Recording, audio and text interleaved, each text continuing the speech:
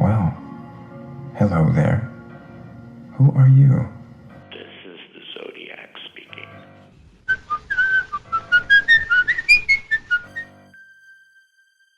Killing must feel good to God, too. He does it all the time. And are we not created in his image? We all go a little mad sometimes. After all, murder is, or should be, an art. I could kill you now pretty easily. Do some interesting things before anyone showed up. What are these films you can't wait to look at? Welcome to the Final Girls podcast and the 15th episode of our series dedicated to on-screen serial killers of horror film and TV history. I'm your podcast host, Anna Bogatskaya, and in this episode, I bring you a double bill of murderesses that might make you shed a tear. I'm joined by film analyst, writer, and podcaster BJ Colangelo to tackle an unlikely pairing, Lucky McKee's 2002 masterpiece May, about a terribly lonely young woman who starts killing people to get the best parts of them and craft herself a friend. And later on in the episode, we'll be talking about Patty Jenkins' debut film Monster, a dramatization of the life, crimes, and love of real-life serial killer Aileen Wuornos, who is played in an Oscar-winning performance by Charlize Theron.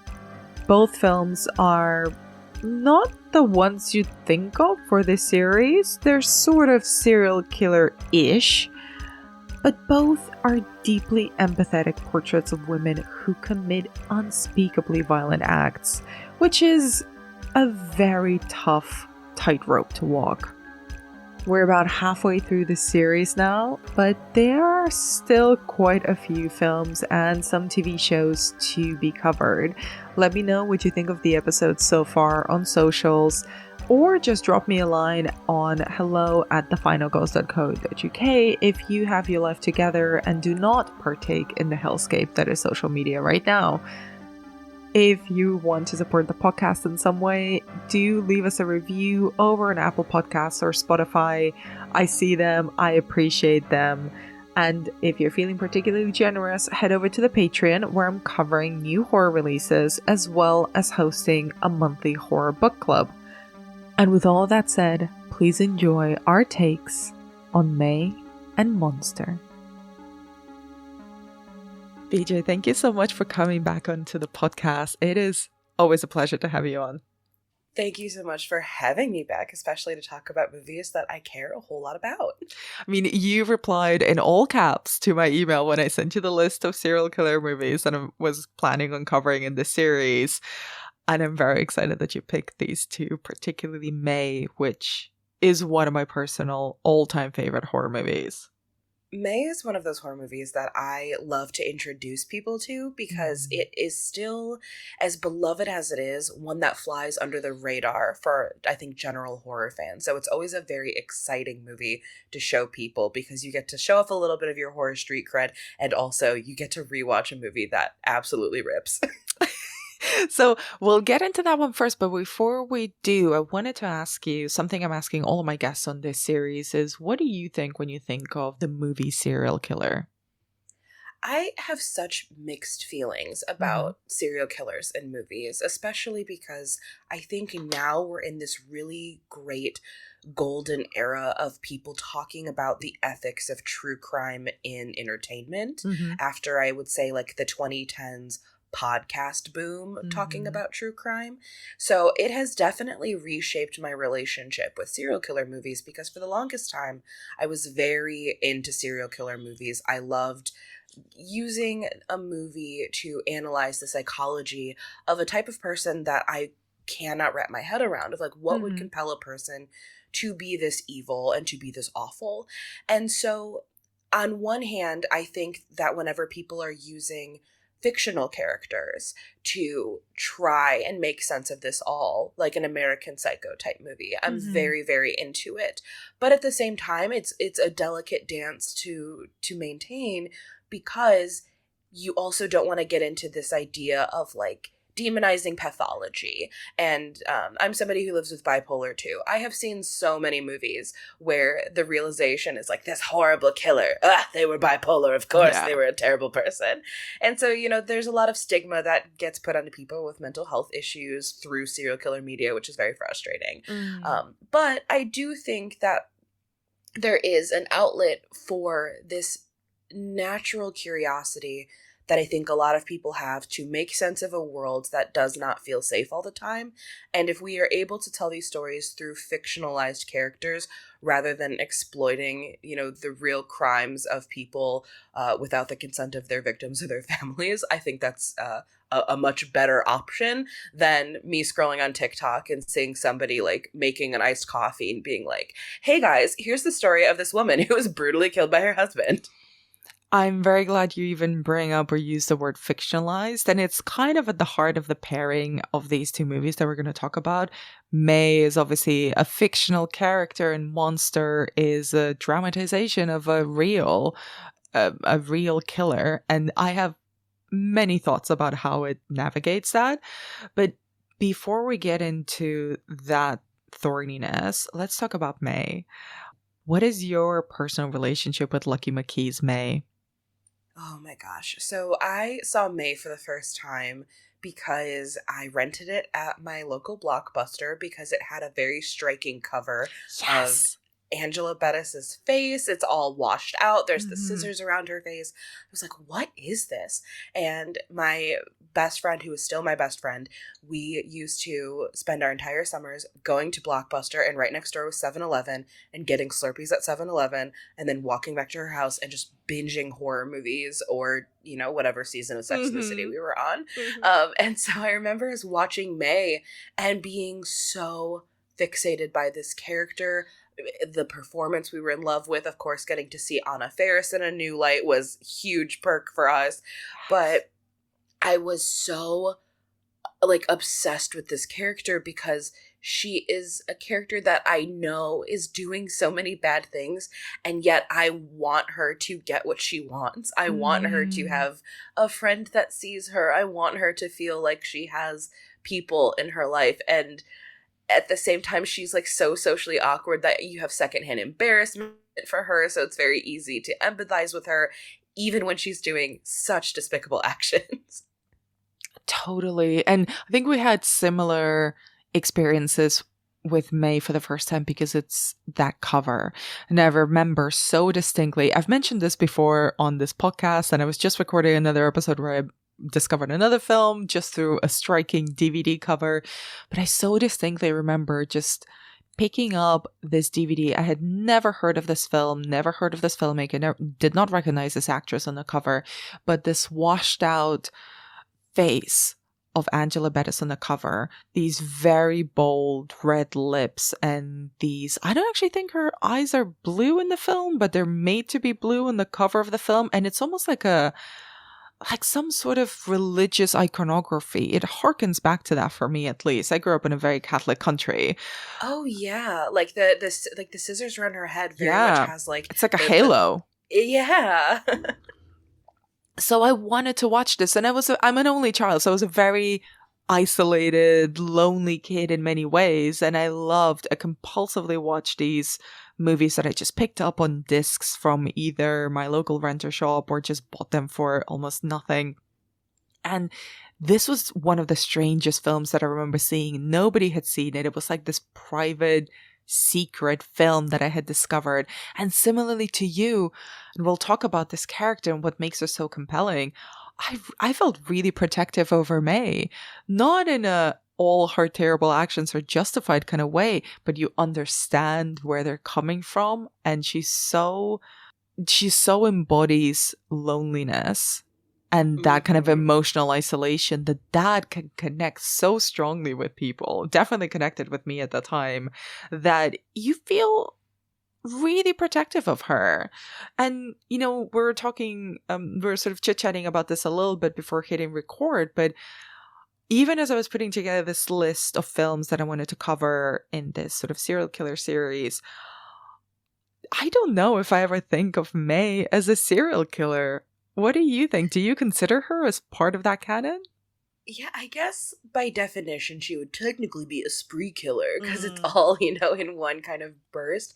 But I don't know if I would consider her a serial killer, especially because the kills that she's doing are for one purpose, and once she reaches that purpose, she's done. Like, she's not going to go out and kill more people. She's got enough parts. She's good. So I don't know, again, the psychology of serial killers, like, will they eventually stop? I know there's, like, cool down periods or whatever they want to call it, but I don't think that she has the thought process to want to kill again. I think it was solely like, well, this is how I get the parts that I need. Unfortunately, that means killing people, and I've got what I need. I'm good. And so then I think that puts her in like a different category. So I also don't think of her as a serial killer, but I guess when you really, get down to brass tacks, she technically is.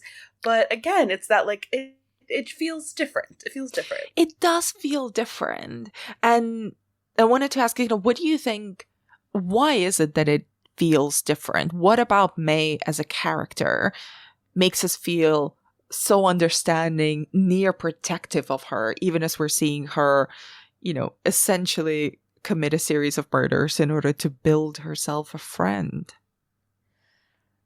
I think it's part of it is how impulsive many of her actions are at first. It is very impulsive. And then after that, it's almost like she's existing with blinders on, where she's like on a mission and this is what it takes to get to the mission. So that's when she's a little bit more manipulative, especially with Polly. Oh, poor Polly. You're so trusting. But there's something about her, like, her rage is very different, and she doesn't seem to like revel in the pain. She doesn't seem to revel in the killing. She's reveling in having a friend. Like, that is above all else what she is super into. I feel like there's almost something Dr. Frankenstein about her and grave robbing, like that sort of thing. Like, she's grave robbing, but they're not dead yet. Oh my God. Makes sense. Totally. I'm so glad you bring up Frankenstein, because I read this very much as a Frankenstein retelling, except that instead of trying to prove a theory and trying to prove how smart the doctor is, Dr. Frankenstein, it's much more guided by filling an emotional need as opposed to an intellectual need. May absolutely needs companionship, and we see these little glimpses of her as a child as well. She's a lonely kid. She's isolated. She's bullied. She's sort of ignored. And when we meet her as an adult, those tiny coping mechanisms that she had when she was a child, she's continued them into adulthood, but they don't really fit. They don't really work anymore. Mm-hmm. And I'm glad that you brought up, the little glimpses we see of her as a child, because the thing that I always think about is that she has such like a hands-off, unattentive father, and then her mother is like so overbearing and a perfectionist, and like that juxtaposition in a household is such a difficult thing for a child to navigate, where your dad does not care and your mom cares way too much, and especially is like very image conscious, and is gonna have her develop all sorts of complexes in the process. And I think that what we're seeing is somebody who is also in a bit of arrested development, because as much as she's an adult and living on her own, there is always something very childlike about her, and she always feels her most like to herself when she's interacting with people that are younger than her. Like when she's working with the little kids, she is so at home, and I think it's because somewhat emotionally that's where she still is. Like the pain of childhood has never left her. Totally. And that's why even when then her working with the children goes wrong, when she shows them her precious doll and they break the glass, she reacts in such a childlike manner. She almost has a tantrum because of it, because she doesn't know how to process any sort of disappointment or how to react like an adult. Like, she's the person in control here, but she lets children get the better of her. Yeah, and I think it's due to that, like, she is so desperate for children to like her because they didn't like her when she was a child. Yes. And so that's why they are so easy to, kind of manipulate her. And what do you think? I mean, I love Angela Bettis. I've loved her since May. I love her, unsuccessful Carrie series that they tried to launch in 2002. 12-hour shift, like Sick Girl, that episode of Masters of Horror. I thought she was amazing in that. She is a very well-known, underrated, but well-known face for horror fans. What do you think? How do you think? Let me rephrase this. What do you make of the way that she plays May, particularly how she uses her physicality to get through that sense of arrested development? What I find so fascinating is that Angela Bettis is known for playing, I think, like two very specific archetypes of women.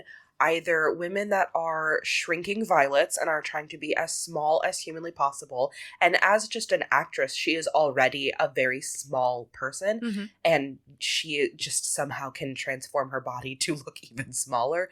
Or she plays like these very cold and very like unfuckwithable kind of women, which I very much appreciate with her. For me, May taps into like every character I think she's ever played, because we get a little bit of the frenetic, like sad energy of Girl Interrupted. We get the very isolated, emotionally distraught Carrie. We also get the very driven and headfast, like 12-hour shift. Then we also get like the yearning of something like Sick Girl. So we get a lot of those emotions all rolled into one in May. And yet it never to me feels like she's playing different characters. Like it always feels like May, even when she's going from being sad and awkward and confused around boys to being very determined of like, I need more parts. And it's like, yeah, this all makes sense to me. So I think, I feel bad because whenever I say like somebody hit their best role in a movie that's kind of earlier in their career, I don't want it to sound like, oh, it's been all downhill from there, because I think she's still been phenomenal ever since then. But May is just such a perfectly written character for her that it's where she shines. Yeah, and it really marks, and correct me if I'm wrong, is this her first collaboration with Lucky McKee, a filmmaker? I believe so, yeah. And they've continued working together over the years, including kind of in reverse roles when Betty's herself tried her hand at directing. What do you make of their creative collaboration across horror? Oh, this is one of my favorite, like, director-actor collaborations, because I think they really get each other. I think they get each other's style, their sense of humor, which is, like, very, very dark. Yeah. And I think Lucky just knows how to write for her, because, she's also in The Woman and playing a very different role, but one that, again, feels very comfortable in her wheelhouse, because they get each other. And I think Lucky McKee as a filmmaker has such a distinct and unique perspective, and you have to be on board with what he's doing for his scripts to make sense, because in other hands, I think that they would be like, a character like May would not feel like secondhand embarrassment cringe. It would feel like I'm gonna laugh at her cringe in a lesser hand. But I never want to laugh at May. I always feel something for her.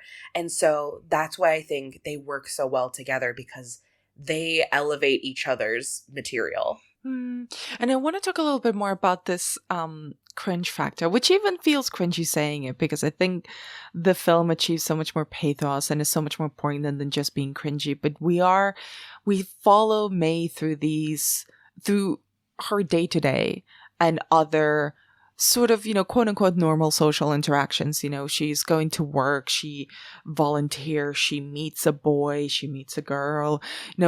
How does she move around the world? And what do you think makes her so off-putting to other people around her?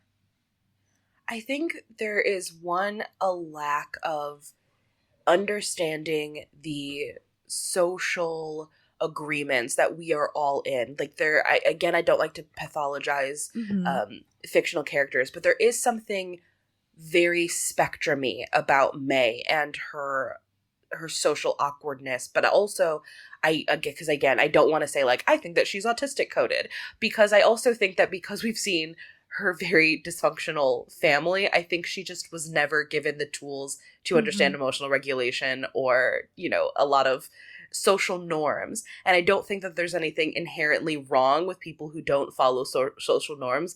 Most of my favorite people do not, and that's why I love them. And I think that if you're not used to people who aren't going to follow those social agreements, they become extremely off-putting.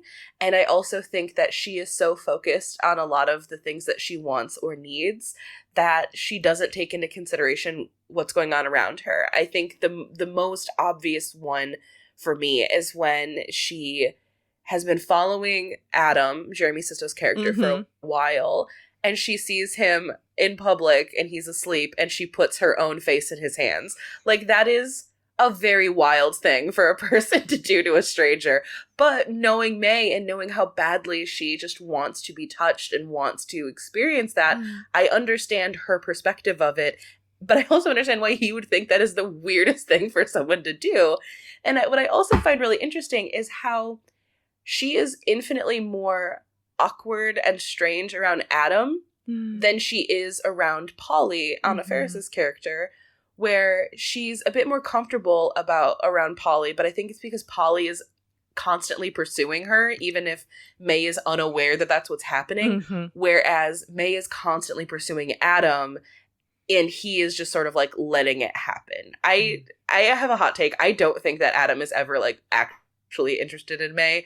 I think he is down to have a little bit of fun. This is never anything like more serious than something casual, but it's extremely serious for her. And that's why he freaks out so heavily when she bites him, because he's like, all right, no, I thought this was like an act and this is who you really are, and I'm not okay with that. Oh, I don't think that's a hot take at all. I think Adam is so I've met men like Adam. These are guys who are like, yeah, I'm really into all this, you know, kinky shit, but then that's not who they are. That's not what they're interested in. They're just reacting to the things that they think are going to make them sound edgy and cool. And there's this scene that I love when, I think it's when they're in the park and they're having a little sandwich and maybe they've just met, where Adam has just kind of gone up to her and she's like, oh, I'm just a bit weird. He's like, oh, it's okay, I like weird. No, you don't, Adam. You don't. No, you do not. Like, I don't know if you've seen Lisa Frankenstein. I have. Year, but when little Lisa Swallows yells at this, like the art boy, and is like, you like cool things, but you don't want your girlfriend to like cool things. Do you know how uncool that is? This is the grown-up version of that. Adam is the guy who, you know, wants to take you to his apartment and show you all his weird slasher memorabilia and all his fun knife props, but you can't hang Adam. This is an act. You're a poser. Yeah.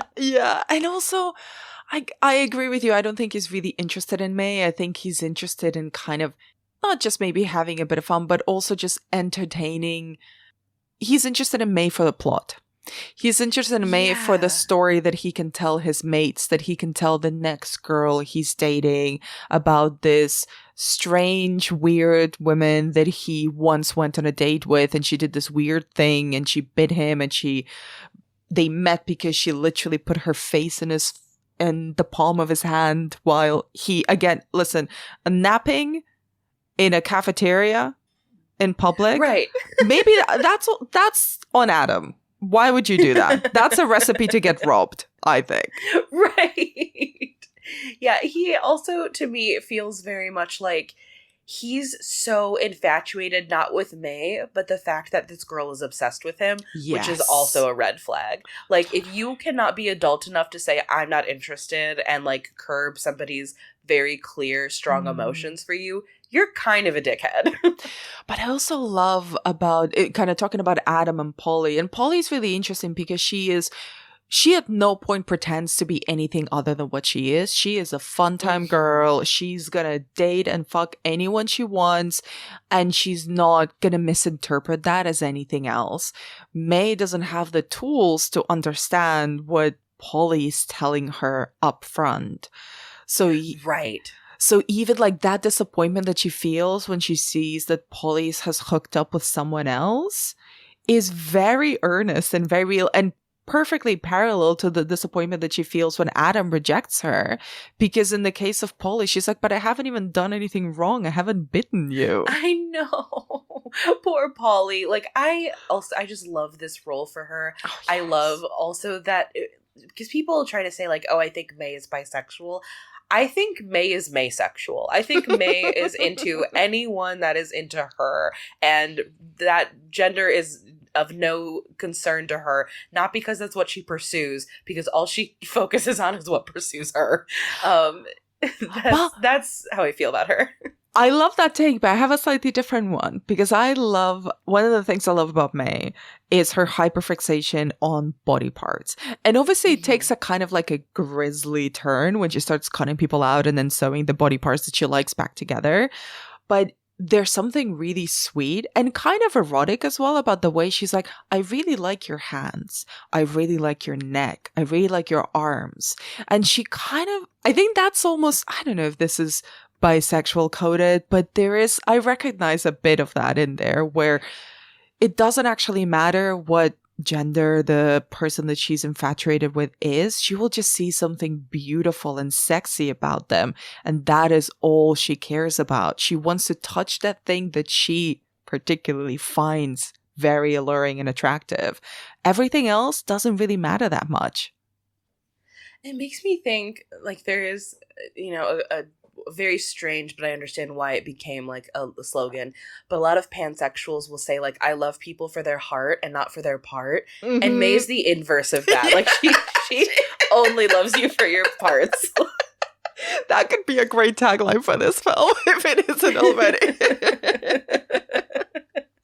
But I want to talk about kind of May's killing once she actually turns to murder.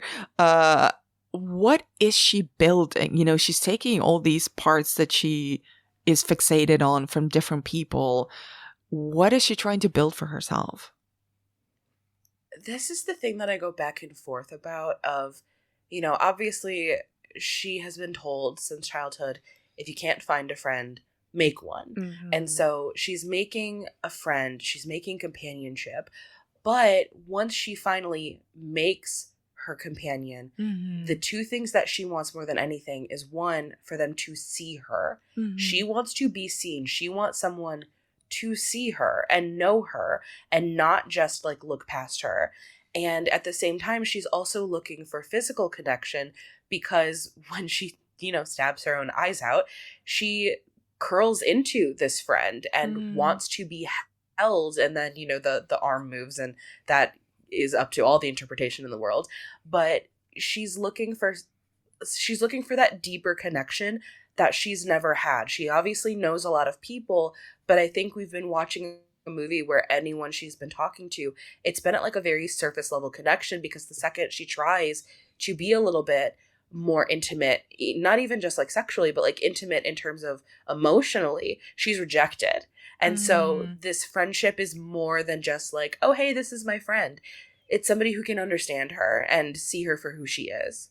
And I want to talk specifically about the donation she makes, because it feels really symbolic and really important that she has created this friend, this companion, out of these parts that she finds really beautiful. And I think it's crucial, I think, that she finds these body parts beautiful, because I don't think May sees herself as beautiful. And I think one of the other things that she wants is to be seen as beautiful, to be looked at, not just to be seen for who she is, but to be wanted in the way that she wants these parts, not the whole of people, but she wants to be appreciated as a whole, not having these isolated parts being the fixation of whoever she's with, this idealized companion. But the creature that she builds doesn't really come to life, if that's the interpretation that we're going to follow, until she essentially stabs her own eye out, her lazy eye, and gives it to the creation that she's just built. And from the start of the film, and even in the flashbacks that we see, especially with her image-obsessed mother, her lazy eye is always presented as like a big issue. She's perfectly healthy, and her mother fixates and then makes May fixate on this one point of difference, this thing that is really vilified about her. Do you think kind of the fact that she gives her quote-unquote wrong eye to the creature has a particular meaning to May? Oh, absolutely. Because there are a couple moments with the lazy eye in particular, like when she gets the corrective contacts and she runs home and she shows Susie, and she is practically like twirling in circles. She's so happy for her eye to be, in her opinion, corrected and to be normal. And so the fact that she donates that to the friend, I think it's also a little bit of a role reversal of giving the friend the eye, and now like she can be this person that takes care of, you know, she can provide the care that she was never given for having, you know, what is essentially a facial difference, even though it's just, you know, it's something that's so minor in the grand scheme of things, but obviously is a huge source of insecurity for her. So I think that it is very intentional that that is the donation that she gives, and especially that, you know, if the arm, you know, moves, it feels for her like, oh, I'm finally like perfect now because the bad part of me is gone. And now I'm worthy of love. Oh, I love that. And I have to ask you, because you've mentioned her and she's a big constant. The only constant in May's life is her doll, Susie. What role does the doll play? What does she represent for May? Oh, Susie is like everything today, because she is not only the person that she talks to consistently and has been for her entire life, she also projects a lot of things onto Susie. So Susie is both like an emotional crutch and an emotional punching bag for May. But at the same time, because Susie is perfect, because she is porcelain, she is beautiful, she is locked up behind glass, like she's, you know, she's never been sullied by the world, essentially. She also feels as if she's under control of this doll in a lot of ways. Like I think about when the crack in the glass starts happening and you hear the cracking sound, and her response is to like scream at her or to yell at her for like, I told you to face the wall kind of thing. Susie feels like something that she both is under the control of, but also one of the few things in her life that she feels like she has control over because she's inanimate. And like, it's very interesting to watch how that relationship plays out, especially at the end, like after Susie has been, you know, beat up by the kids and the glass is everywhere. And it's like one of the hardest scenes to watch is everybody touching the glass, because I think we all know what that feels like, and to think about it happening. So it's like when you watch the paper cut scene in Jackass, it's like, I've watched you do way worse things, but I know what that feels like, so this is uncomfortable. But then she kind of takes on the role of Susie because she dresses like her on Halloween when she starts her killing spree. And it's like, okay, we have crossed the line of the unhealthy fixation with the doll, because now you're inhabiting this doll, but it is also making her feel confident, and it is making her feel, you know, more in control of her life. So is that what she needed to do this whole time, is to like fully take control of the things she felt under the control of, but was simultaneously controlling? It's really like there's a lot of layers to Susie. There's so many layers, and I wanted to hear your take, because this is one of the things that I will just May is one of those films where my interpretation of it changes every time I see it. And yes. I love that, because it meant one thing to me when I first watched it as a teenager. I experienced it completely differently when I watched it as an adult. I hadn't revisited for like a decade, and I saw it on the big screen for the first and only time still. And Susie's an interesting one. That scene where she dresses up like her doll and kind of goes to kill, kind of more deliberately. It's almost like she's putting on this perfect alter ego costume, because dolls are kind of a staple in horror anyway, as we know. But the fact that Susie is always behind this protective glass, that she's perfect, that she's untouchable, and that she remains untouchable, she's pristine. And May at least what she's always been told by her mom, by everyone else, is very much the opposite of pristine. She's broken. She's imperfect. She's weird. There's something wrong with her, whether that's physically, with her eye or anything else. And she cannot quite tell what it is that's wrong with her that's putting people off. And she obsesses over correcting her eye because that is the physical part that she decides, well, if I make that right, whatever right is, then that will be the thing that will let people love me, and it's not. So then when she decides to make her own friend, she puts on the image of Susie, because I think Susie is the image of perfection that she has, and it's completely inhuman, and it's completely unreal, and it is untouchable. Yeah, I love that. Like, that's absolutely what it is too. Like, and also with Susie being kind of her only real friend, so to speak, she's then portraying like, well, this is what friendship is, and this is what companionship looks like, because this is what it's looked like for me, so of course this is what it will look like for you. Not realizing, exactly as you said, it's very inhuman because she makes herself so pale, and it makes sense because it's Halloween. But so part of me also wishes that she didn't do it on Halloween, but I also think she wouldn't have gotten as far or as close to people as she did, because if she was doing that on like a random Tuesday in the afternoon, people would have been like, what is happening? And they would have immediately been suspicious. But because it's Halloween, they're like, this makes sense. Sure, tonight anything goes. But also what I find so it makes my heart ache to watch the scene, because when she kind of cosplays as Susie for Halloween, that's when she kills Polly, if I remember correctly, and she's sort of flirting with Polly as well with the knives. And there's a confidence, particularly kind of a sexual confidence there, that May doesn't have. This is not how May operates around. This is not how she flirts with people. We've seen how she flirts. It's not that. And the fact that she can only kind of perform this role if she's not being herself breaks my heart, because she's using this mask to actually, and while she's wearing this mask is when she actually achieves that kind of semblance of connection, or at least successful flirtation, that she was so desperately trying for throughout the rest of the film.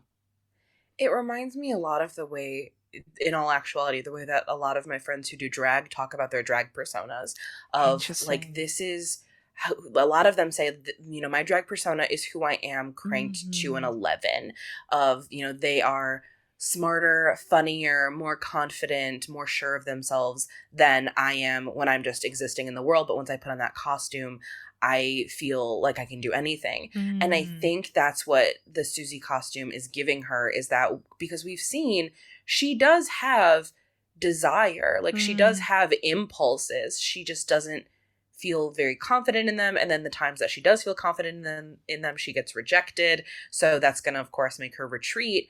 But when she's in this like heightened state of, her Susie persona, her Susie Sona, whatever you want to call it, she's able to do all of the things that she isn't when she is hyper aware of how the world perceives her as May Carmody. Oh, I love that. I love that so much. And before we move on to Monster, I want to talk a little bit about the ending of May, which probably is very much in my top most heartbreaking, cannot watch this scene without crying moments in horror, possibly all of film history of anything that I've watched.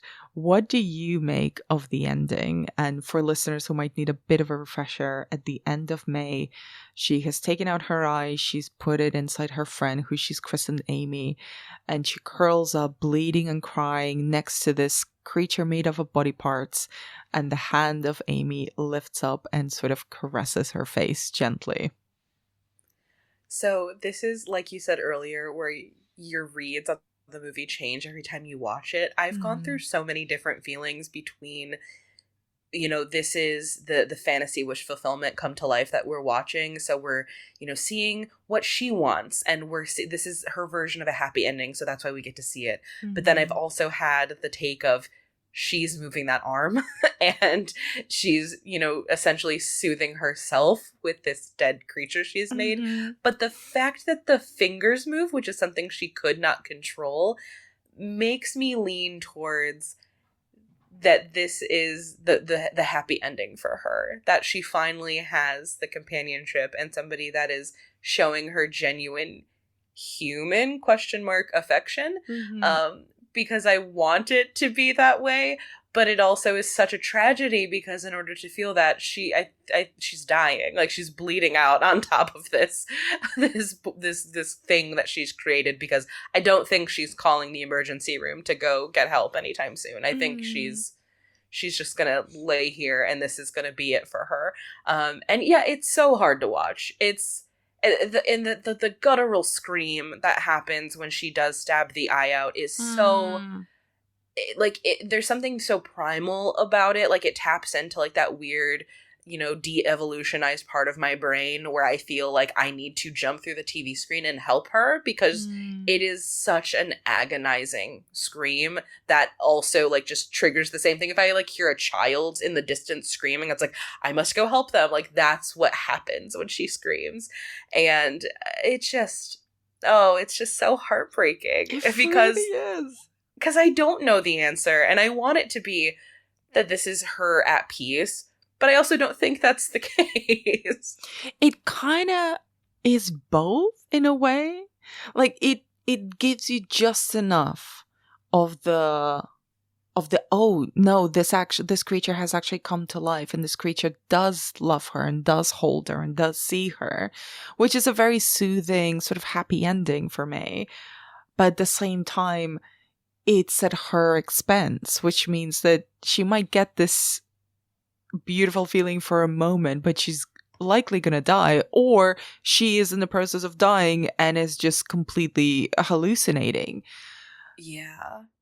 I think there's something very Bride of Frankenstein about it too, because it's the We Belong Dead. Like, that's what feels like we're watching here.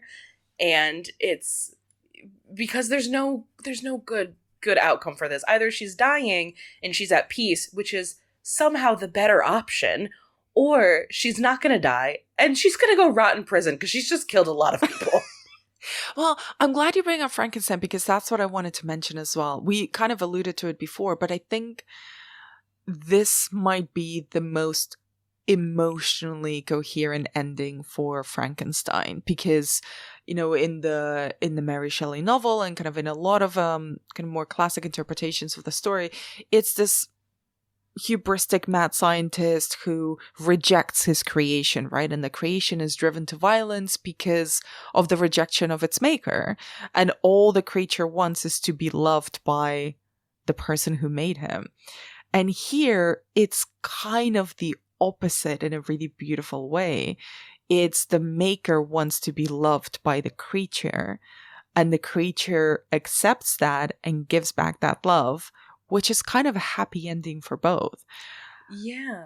And because we cut before we actually see too much else, we don't see May die. We can presume that she does, and I love this, a Bride of Frankenstein thing of, we belong dead, we shouldn't be alive. This is, I don't want to use the word deserve, because I don't think that's kind of what I mean, but these creatures that become self-aware after they're given life, and self-awareness is not something that their creators ever counted on. They were just interested in the scientific challenge of creating a life from scratch. And here it's like tapping into the heart of what I think is Frankenstein, the story about, in just 30 seconds, and giving us kind of healing that Frankenstein wound for both of them by reversing the roles, by reversing what they actually want from each other. Yeah. Like, and that's why I think ultimately, as like heartbreaking as it is, there is something so beautiful about it for exactly that reason. Because there is this want to be loved that I think we do get to see. And I like, she names her friend Amy because it's an anagram of her name. This creature is a straight up extension of her. This is part of her.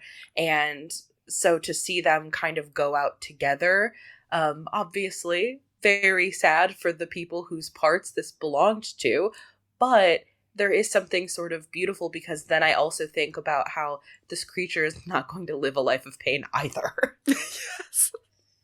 So moving on kind of indelicately to Monster from 2003. It was released just a year after May, and a very different tone of film, and one that sort of harkens back to the concern that you were mentioning before about the way that film and TV and series and content at large has taken over true crime and taken over real life accounts of real murders and are just constantly pumping them out. And Monster kind of comes at a point just before we really started to ramp up the true crime on-screen production. And it was a huge deal at the time. I remember it coming out. I remember Charlize, it kind of positioning or repositioning Charlize Theron as this quote-unquote serious actress, the launching of Patty Jenkins' career. I wonder, where does it sit for you as a film, and where does it sit kind of more widely in pop culture for us?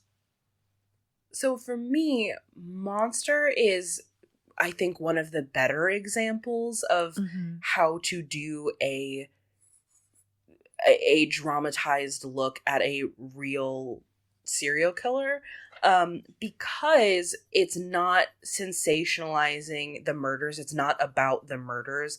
It's about the person, and it's about the psychology behind the person, and also the factors that lead to like how a person ends up this way, in a way that I feel is a little bit more responsible than a lot of the other serial killer movies, which, you know, by and large are about men.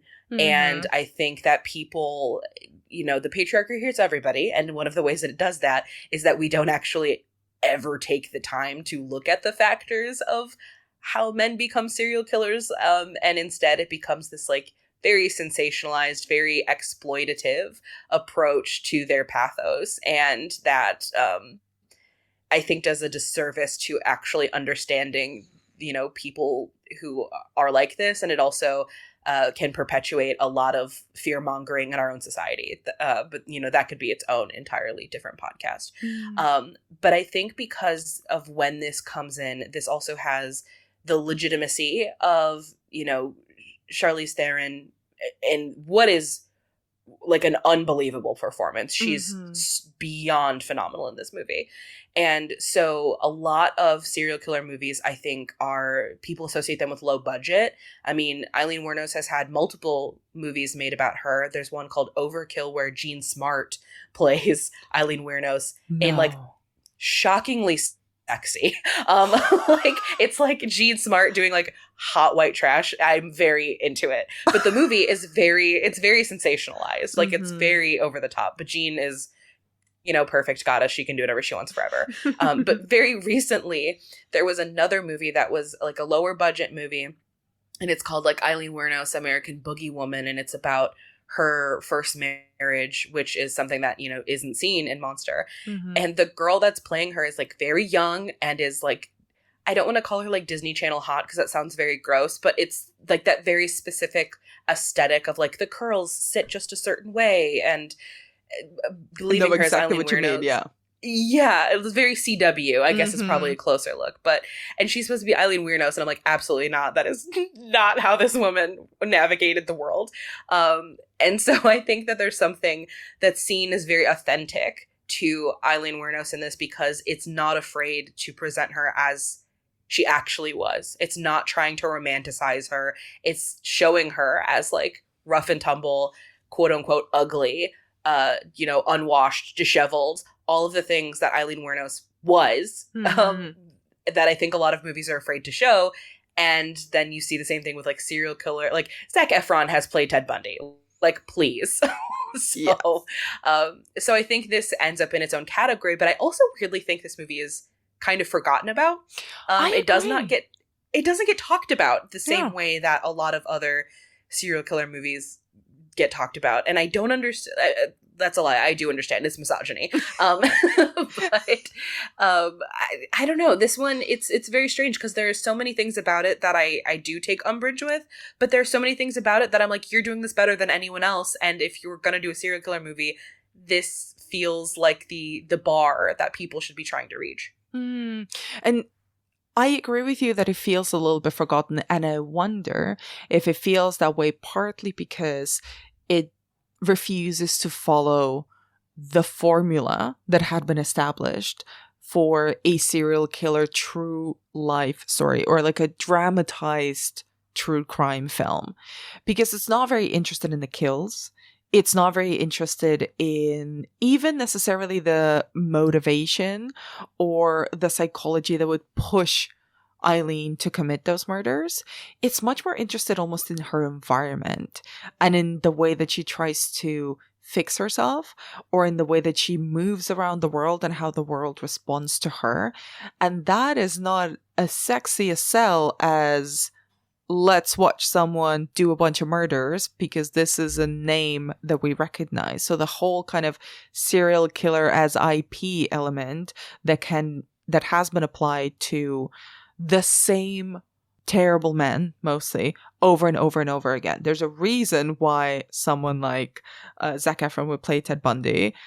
There's a reason why someone like Ryan Murphy would make a Dahmer TV show and would coordinate that with another true crime documentary released at the same time. There's a reason why that there would be a prequel for Dahmer, which was actually quite good. Actually, that was a great film. Where he's portrayed by a very traditionally good-looking kind of blonde former Disney child star. Yes. Yeah, that one is also, My Friend Dahmer is also very strange because it's written by somebody from Ohio. And so, like, I have a lot of friends that were extras in that movie. And they're like, it's very weird because, Bath was, where he grew up. And I think you're exactly right in terms of this movie is so much more interested in the environment and sort of the external factors that affected her life, because I do think something that is never really explored in a lot of these movies is that they are so fixated on the nurture or the nature of things and the nurture, I think, of like parents, but they don't take into consideration how poverty affects a person, how, her being a woman affects a person. Those things are never really explored outside of just like something that feels a little sexy. And this movie is so interested in how the world treats her, even when she's not, working as a sex worker, just the way that people are sort of just repulsed by her existence. When everyone that you meet greets you with that sort of energy, like that's going to affect you after a certain time. Yeah, and I even sent this to you in my notes when I was watching this film. I was like, this is a horror movie, but not in the way that I remembered it being a horror movie. Because the worst scene for me was watching Aileen. There's a montage of her essentially trying to go clean, re-enter society, get like an office job, quit sex work, not do any more murders. And she dresses up as best she can, and she tries to get a job in so many different places, tries to get help through whatever kind of government schemes or ways there are. And at every single place, like you said, people are visibly and vocally repulsed by her. And they tell her to her face, like, how dare you come in here? What are you doing? What are you trying to do? You're trying to get a job? Fuck you. You're never getting a job. Have you seen yourself? It's so heartbreaking that they not only react to her, kind of reject her, but they tell her to her face that they're rejecting her and kind of revel in it. I'm not at all surprised that then triggers these kind of anger outbursts. It's heartbreaking. Oh, it's so hard to watch. Like, I come from a very poor area. I come from a poor family. So being around visibly poor people is part of my upbringing. And there are so many things about me that I now have, like, I have so many anxieties about smelling good because I have seen the way that people respond to poor people, or especially I also live in a fat body, so it is assumed that if there's a weird smell that it belongs to me even if it doesn't. So I'm like hyper obsessed with a lot of these things because I have seen firsthand how awful the world treats especially women that they view as dirty, that they view as, you know, white trash, poor, ugly, whatever you want to refer to, any of the words that people would, you know, lobby at Aileen Wuornos.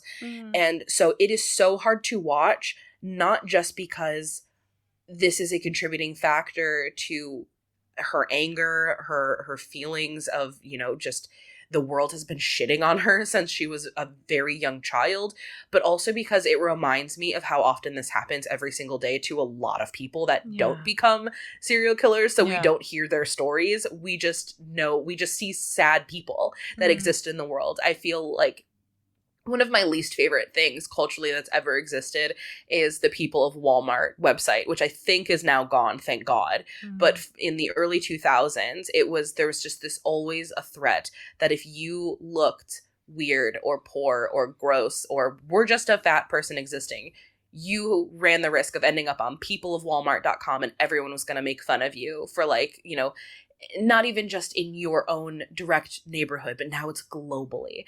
And like, that is the thing that this, like, I'm so glad you brought up that scene because it kills me, because it also just shows the cycles that exist in our society where, you know, I live in Los Angeles now. The unhoused situation is a legitimate crisis. It's very depressing and it is very sad. And the thing you hear over and over again is like, well, why can't they just get jobs? Why can't they just do this? And it's like, because the world will not allow that. We do not have a space, especially in America, for upward mobility. It just doesn't really exist. It is very rare for people to leave the class that they were born into. It's excruciatingly rare.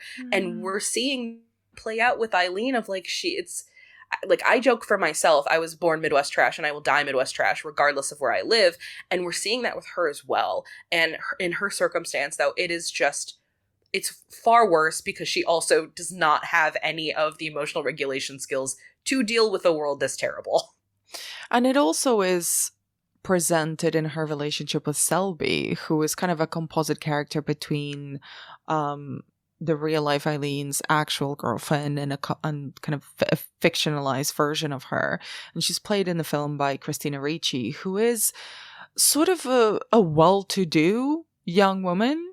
You know, she clearly comes from at least a middle class background. She's got a house. Her parents are letting her stay there rent-free. She kind of sort of adopts, or the word ensnare has a very bad connotation to it, but she kind of lures Aileen by offering to buy her drinks, by offering to buy her food, to take her to places.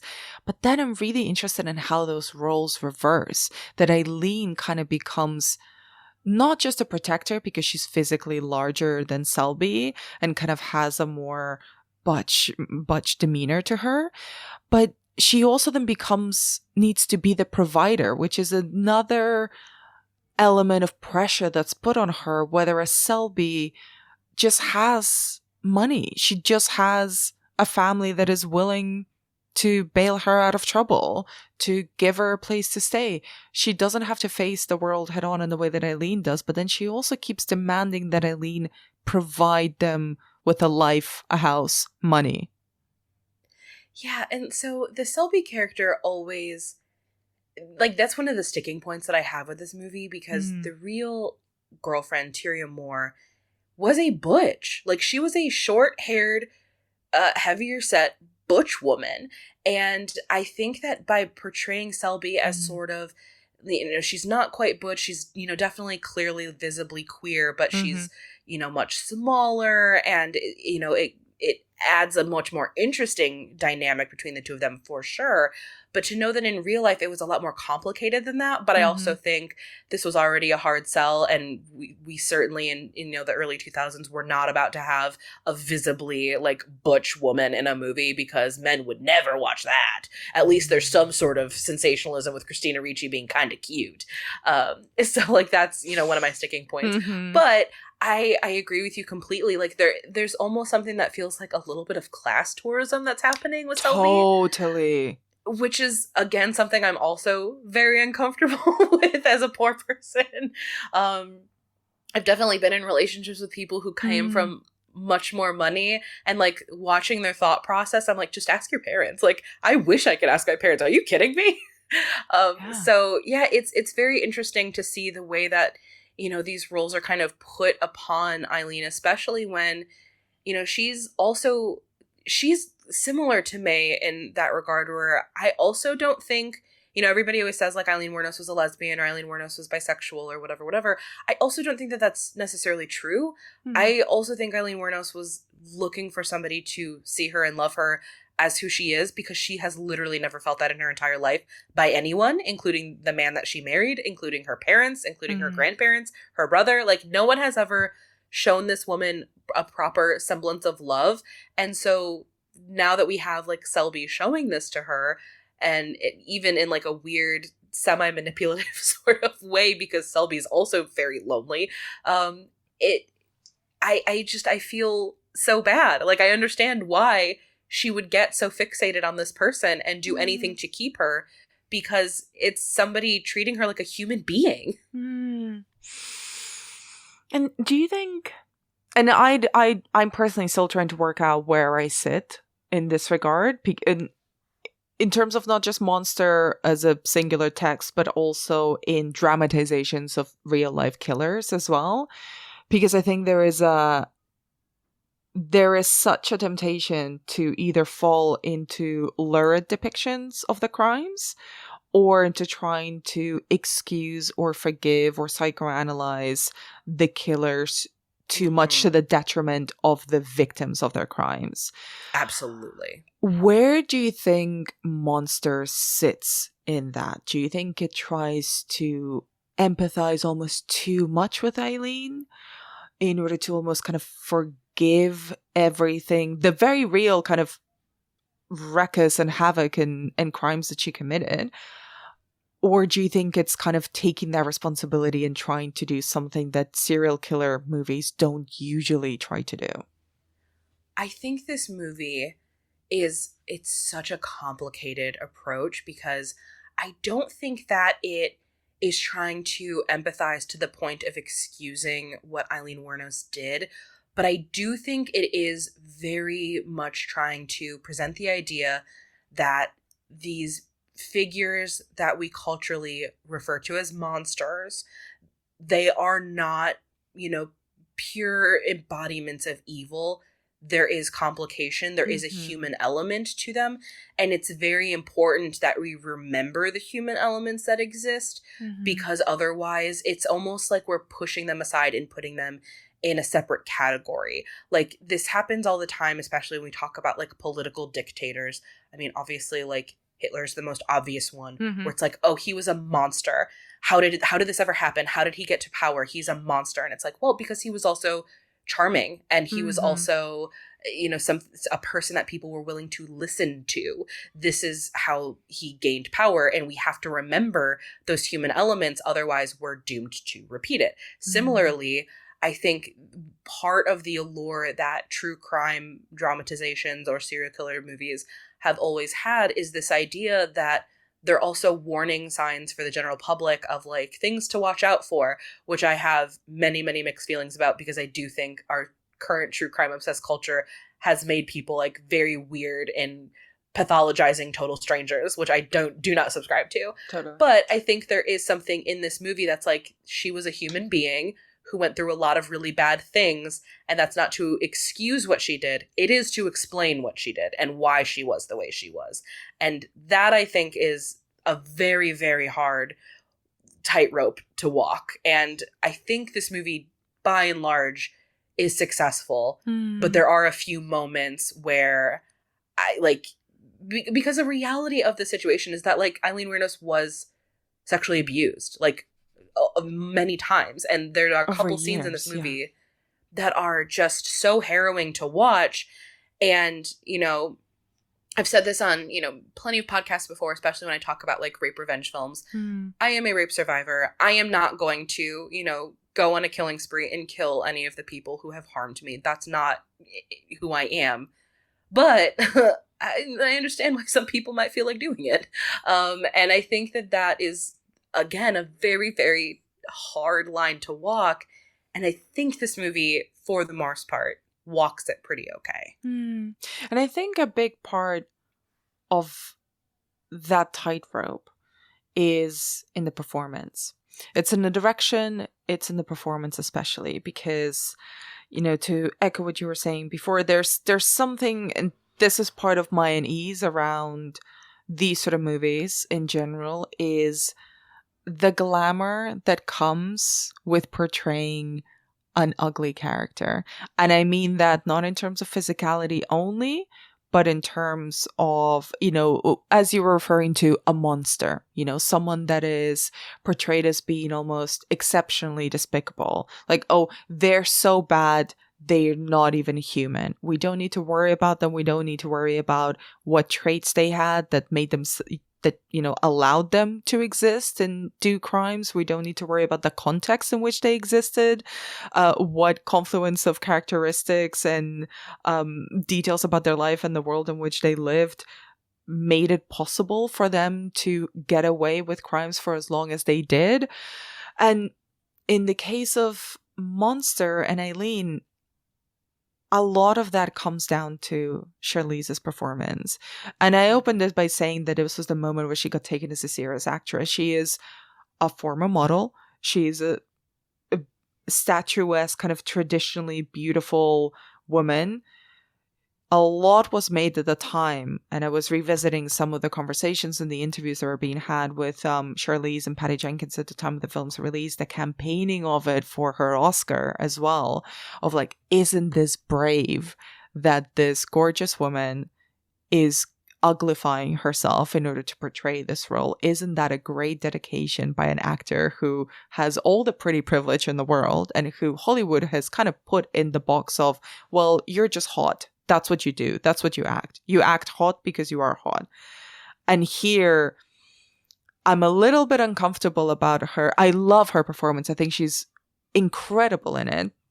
And I want to talk about how she plays Aileen. I am a bit uncomfortable at the way that this performance was sold. Yes, that is my beef with my biggest beef with this movie, is I don't think that she's doing anything inauthentic with her performance. I don't think that there's, like, I'm not offended by the portrayal of Aileen Wuornos in this at all, because I think she's doing a very true to character performance of who this woman was in a way that I think, like I mentioned earlier with the other movies about her that exist, she's still like wildly hot. Like she's still hot in a lot of those movies. And I do think that there is an uncomfortable attraction to somebody like Aileen Wuornos, but this movie is not trying to present her as sexy. Like it's really not trying to do that, which I appreciate, because I think we do that a lot, especially with any serial killer. Like, going back to what we talked about earlier, Zac Efron played Ted Bundy. Like we love to beautify a lot of these people. But there is also this like weird thing that I have where, weirdly going back to May, one of the reasons that I think Anna Faris has never been like truly taken seriously as the comedic genius she is because she's so hot and she's so beautiful. And then, like she's in The House Bunny, where she's so funny, but she's also a Playboy playmate. And I think that breaks people's brains, where they don't want women to be both hot and funny. And in the same way, I don't think people like when women are hot and talented. I think it break something in their brains that's like, nope, you get to choose, you don't get to have both. And so in a weird way, there is something brave when actresses are willing to allow themselves to be presented in a quote unquote ugly light, because it would be a death knell for most other actors. But she is so transcendent in this performance that, it's seen as okay because she's so good. If this would have been a bad performance, I think it would have killed her career, because one, it would have shattered the illusion of Charlize Theron being one of the most beautiful women in the world. That illusion would have been gone, and she wouldn't have had like the acclaim to have made it all worth it. But at the same time, why is it considered brave to look the way that most people do? I feel very similarly about actors who gain weight for roles. I feel especially similar to the way that men are seen as brave when they play trans women, cis men, I should say. And, you know, the sensationalism around these big transformations that we see is one of the things that drives me the most bananas about working as a culture writer, because I see the hard data. I know how interested people are in reading how Brendan Fraser went from George of the Jungle to The Whale. Like, everybody clicks on it. They're so fascinated by it. And so as much as I hate how this movie was sold and how the emphasis was not on a transformative performance, but a transformative appearance. Yes. I get why they did it, because people are interested in it. And that is, I think, more of a reflection of society and the cycles we're perpetuating with beauty standards by having those conversations, and also sadly accepting that it is what it is. And I can't be mad at them for not fighting it, especially when there were there's so many things happening all at once. It's a woman director, it's a woman lead, it's a woman serial killer. It's all things that by and large already get shit on by the general public. And this was their angle to kind of manipulate the system for their own benefit. So as much as I hate it, I get it. I guess, if that makes sense. Oh, no, completely. And that you've kind of very brilliantly articulated my discomfort with it, which is, you know, when I have this conversation all the time with friends who, you know, perhaps don't work in the film industry and don't see the campaigning aspect. And I find the awards campaigning so fascinating. And every time I go to one of these screenings, or I have to host one of these screenings as well, I'm just watching like a hawk, because I find the whole pageantry of it so interesting. And sometimes the best movies, even great movies, are sold in these really specific ways that are smart campaigning, but they make me feel icky inside because they perhaps don't represent the film. But that doesn't matter, because that's how you get people to see it and to vote for it. And if you vote for it and if you get it to a certain level, that's how even more people are going to see it. And I think that's definitely part of the rationale behind Monster. But we both have said that although we are kind of uncomfortable with the way that it was sold, the way that it's written about, or the way that it was written about at the time, and let's not forget that 2003, not a good time for horrible. Not a good time for women in particular. Oh my God. Just not a dark time. Cruelty. The aughts are all about cruelty as its own form of currency. and this is a film that was trying to empathize with a very poor female serial killer who was also in a lesbian relationship with a kind of class tourist. So it's a tough sell. But what do you think of Charlize's performance? How does she embody Aileen? Oh my God, she's so incredible in this movie.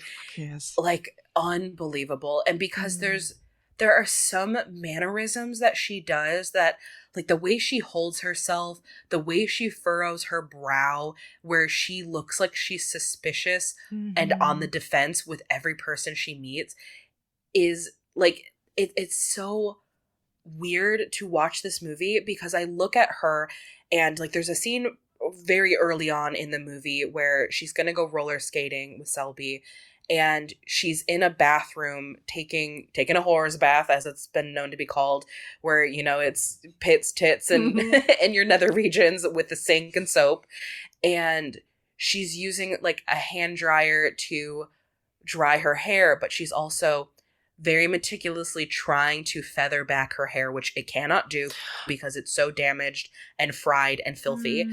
But she's trying so hard to be presentable in what looks, in her opinion, to be presentable, that like guts me, because she looks like so many women that I grew up around. They all had like a very similar style. They all had very similar clothing. None of them had eyebrows because they all overplucked them at some point and they just didn't grow back. And so it's like just very difficult, because I look at her and I think, I know the world wants me to think that you're ugly. I know this movie wants me to think that you're like gross, or that society wants me to think that you're gross. And I just can't, because I found so much comfort in women who looked like her. And it's when I have this like hyper realization of like, so many of the people that like mean something to me in my life are people that the world thinks that I should not like, that I should not feel sympathy for, that I should not feel empathy for. And it's a very weird feeling to have, to know that it's Aileen Wuornos. But she embodies those women for me so well, where she always looks like she's about to punch somebody, and I don't blame her, is the thing. It's like, it doesn't feel off-putting to me, because it's like, nah, yeah, you should punch somebody. People are going to treat you like shit. Punch them. Totally. And it's also, I think I kind of use the word embody very deliberately, because I think so much of Charlize's performance is in the physicality.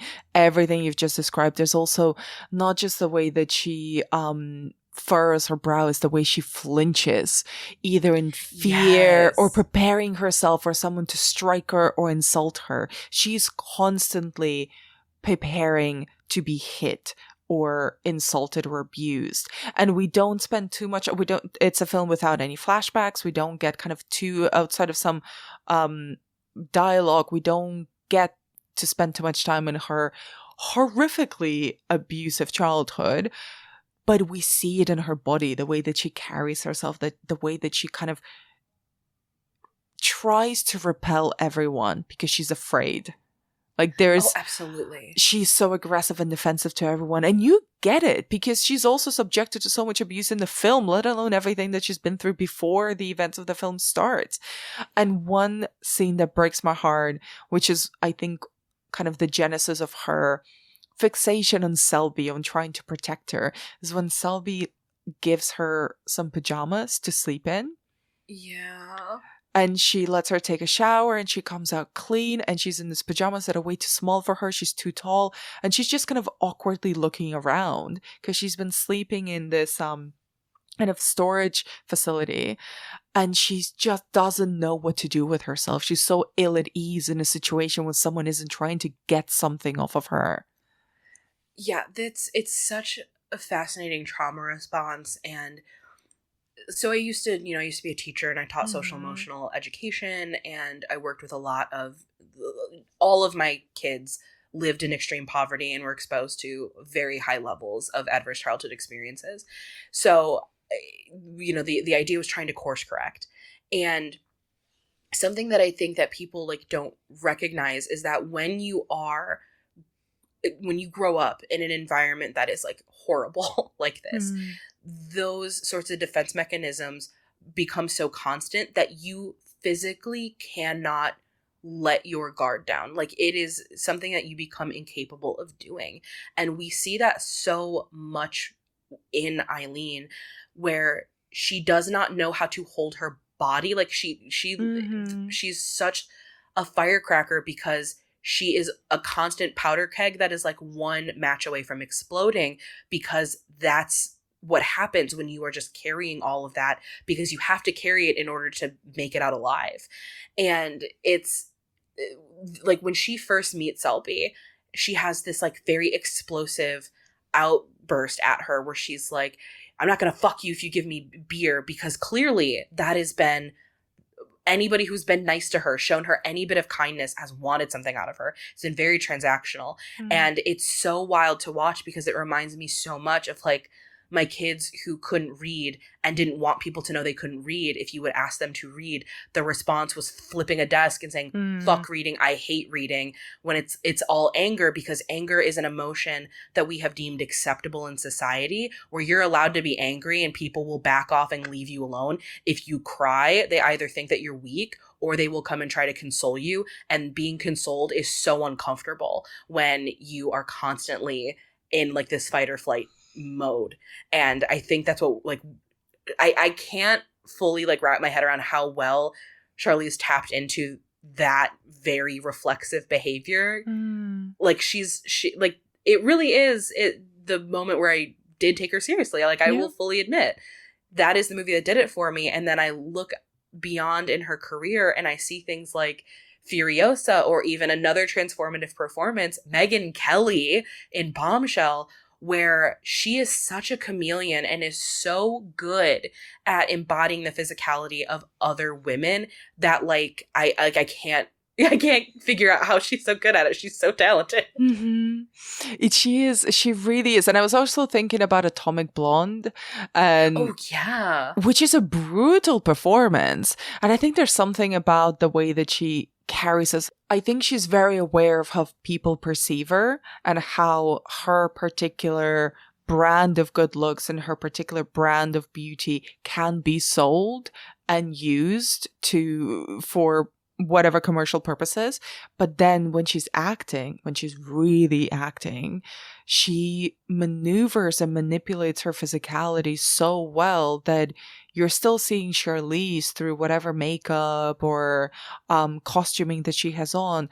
But the way that her characters move, walk, flinch, hurt, the way that they get hit or the way that they hit is so radically different.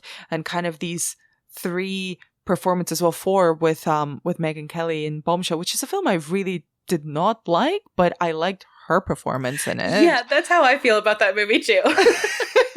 Where like she just finds these characters in the moments, in the scenes where they're not actually doing much except just existing and navigating in the world. Yeah. I have nothing more to add. You're just, yes, and. And BJ, before I let you go, I wanted to ask you kind of to wrap these two films together, because when I was putting together this list and kind of agonizing over what films to include or which films to cover and not drive myself mad, I put them both together because not just because there were two different portraits of two female killers, and most of the films that I'm covering in the series are men. And it's not necessarily just because of that, but because they feel very deliberately empathetic, almost melancholic portraits of killers. And I was wondering, kind of, do they speak to you as a pair, as a double bill in that way or in any other way? Oh, absolutely. That was part of my allure when I just really wanted to talk about May, but when I saw that it was being paired with Monster, I was like, oh no, that's perfect. Because I think you're absolutely right. They are connected in all of those ways. And there is something melancholic about both of them, because as much as I know that what they are doing is wrong, I do feel immediately bad for them, because they are both products of their environment. They are both products of their upbringing. They are products of a world that is not going to be helpful to them in any way. It's actually actively hostile towards both of them. And I am a firm believer that I support women's rights and I also support women's wrongs. And I think both of these movies are that concept. Like it's testing me to the extreme of, well, how wrong do you support their decisions? And of course, like, I don't believe that murder is, an acceptable form at all. But it is one of those things where it does remind me the human element. I mentioned that earlier, but I do think in our obsessively true crime obsessed era where there is a new documentary every day on Netflix or investigation, like there's a whole channel of investigation discovery, to have two movies that are so dedicated to showing the human nature of people that the world wants to write off as a boogeyman, I think is commendable, and I think is more valuable than any sensationalized podcast possible. BJ, thank you so much for this conversation. I think it's always a pleasure to talk to you, but this one in particular has really pushed my own reading of both of these films. I really enjoyed it. Thank you so much for having me, and I'm so glad that I got to hyperanalyze both of these movies. And, like you said, my feelings about these movies could change dramatically in 6 months. Who knows? And I think that's why both of these films are so endlessly watchable for me, because my feelings about them change as I change. And I think that's the sign of a good movie. Love to hyperanalyze horror movies. And BJ, where can listeners find more of your work online? You can find me on all forms of social media at BJ Colangelo. I am also the lead evening news editor at /Film, so I write a lot of articles over at /Film, including one I recently did about Wolf Creek and that being inspired by 2 Australian serial killers.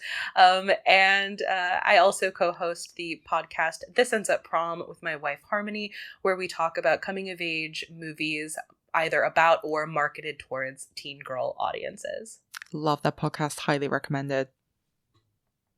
Well, thank you. We just finished up May Musical Month, so now we're going to head into, Pride. I love it. I need to catch up.